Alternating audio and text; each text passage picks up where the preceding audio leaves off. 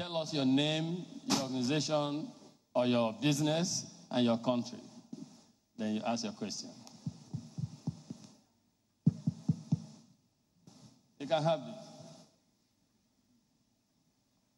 it. Good afternoon, Mr. President.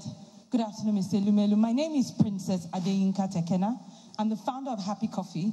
This was a business I started after I received my first grant in 2015 from the Tony Lumelu Foundation.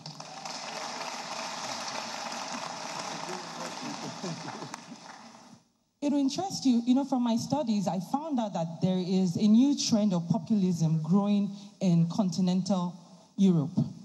And we also found out that there are a lot of trade wars going on amongst competing nations, right? I want to find out from you, is global trade dead as we know it? That's number one. Number two, I want to find out if entrepreneurs like myself in Africa just need to look inwards into African markets. Because you and I know that Europe is close to African businesses and African markets. Will those markets ever open up to us? Thank you. Your first question is a very complicated one, but it's true that today you have a rise of extremisms, but not just on the economic side. What you call populists is in fact a lot of extremes. And you have indeed what we definitely should call a beginning of a trade war between some developed countries, largely triggered by the US decision.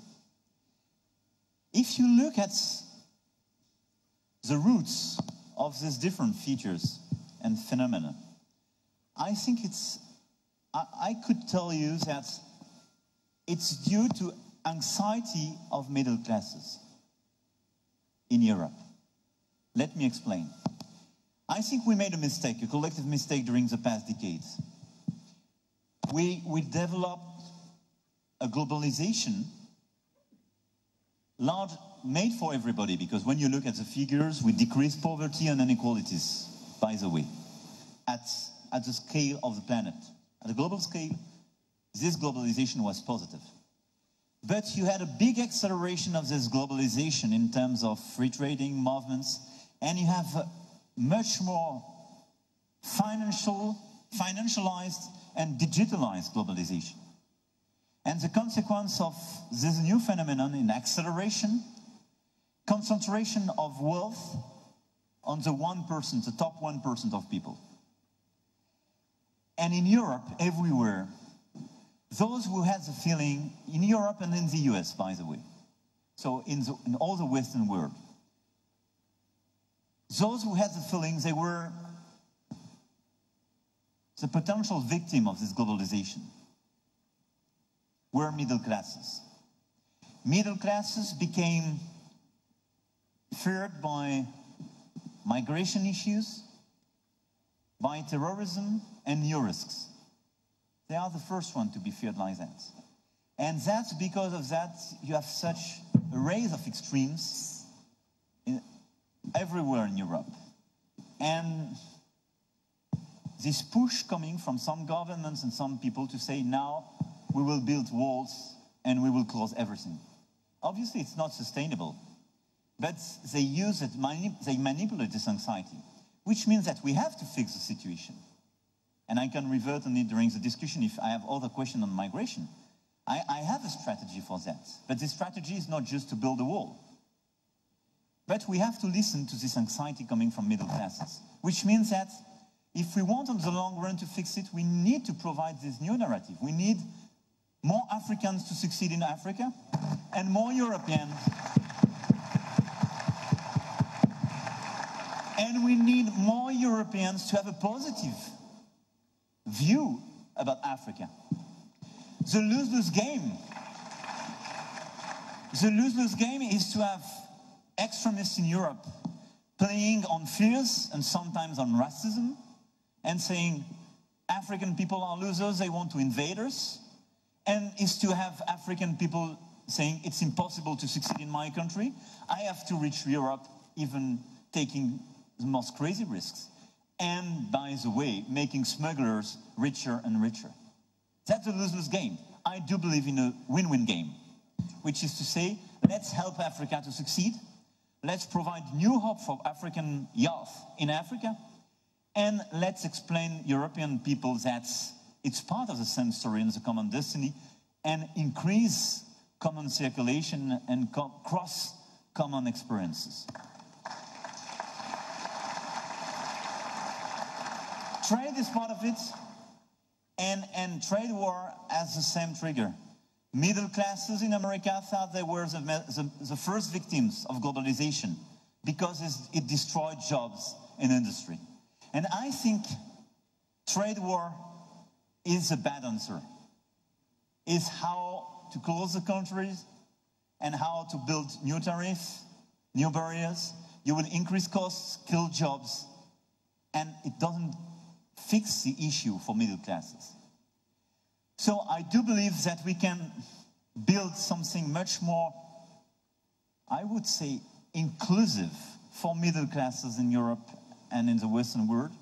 You can explain your people, we can refound this globalization to have people succeeding and taking their part of the success, which is the best possible answer. To address your third point and the end of your question, I do believe that we will manage basically to fix at a point of time this trade war. I think that's a necessity and the interest of everybody. And that's why I do believe that's the right perspective for African entrepreneurs, for European entrepreneurs, is to pursue precisely this cross-market experience, this access to other markets, and this trade developments. The new generation of trade developments should be more respectful about social issues, environmental issues, and obviously, new trade opportunities will not be allowed if it's just to take opportunities in a country without taking care of the people. But that's why I do believe that entrepreneurs like you, in your sector, obviously have African perspectives, but European perspectives as well.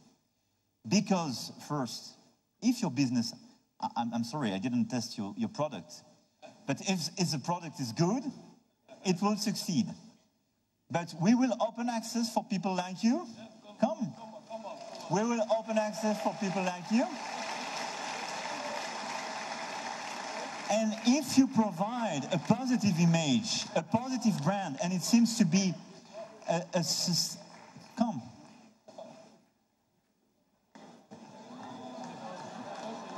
I'm sorry, you have stairs.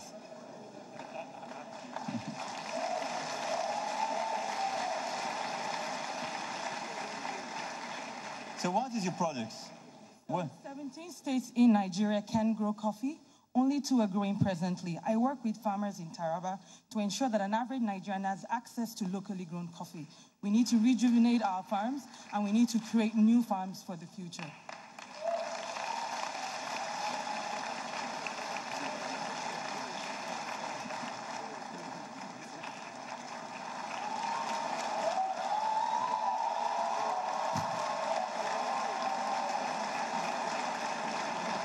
Thank you. And this business makes sense. I didn't taste the coffee. I will. But it makes sense because it provides opportunity here for farmers and jobs. It will help you, you will create job in order precisely to trade this coffee and these coffee beans. And because it makes sense and because the message is positive, the brand could be very strong.